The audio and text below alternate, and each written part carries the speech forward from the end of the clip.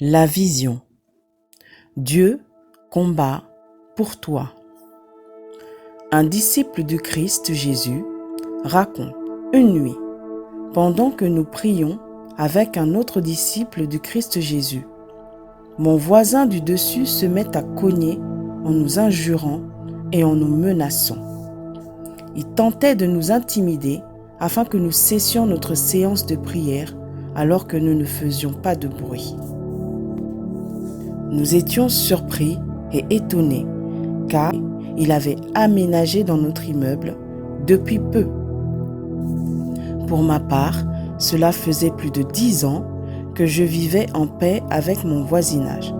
Une fois notre séance terminée, nous restions dans le silence. Et c'est alors que le Seigneur m'ouvrit les yeux.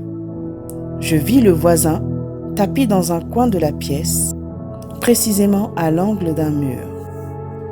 Ses yeux grands ouverts, plus qu'à l'ordinaire, nous observaient.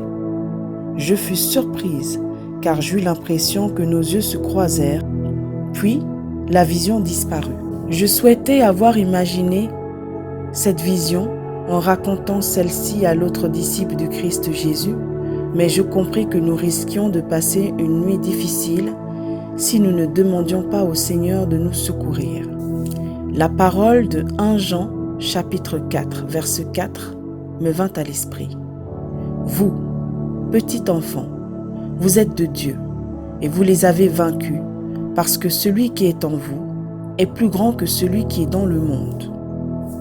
Je me décidai alors de m'approcher de l'angle du mur où j'avais aperçu le voisin, et j'étendis ma main en signe d'autorité.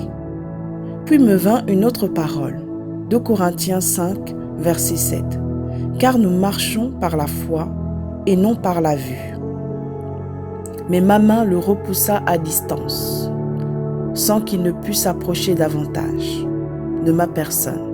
Je le vis alors se transformer en chat noir dans un mouvement rapide pour riposter, mais la force de l'Esprit Saint m'animait et je lui ordonnai, dans le nom du Seigneur Jésus-Christ de Nazareth, de quitter ma maison.